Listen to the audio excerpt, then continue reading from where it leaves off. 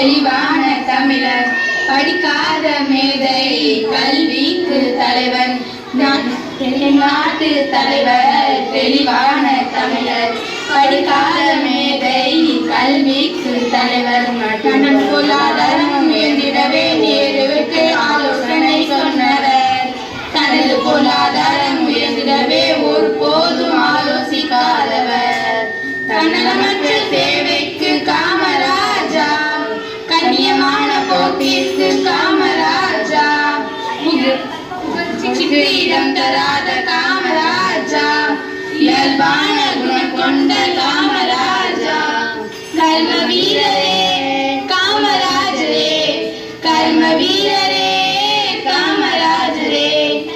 தென்னாட்டு தலைவர் தெளிவான தமிழர், படிக்காத மேதை கல்விக்கு தலைவன்.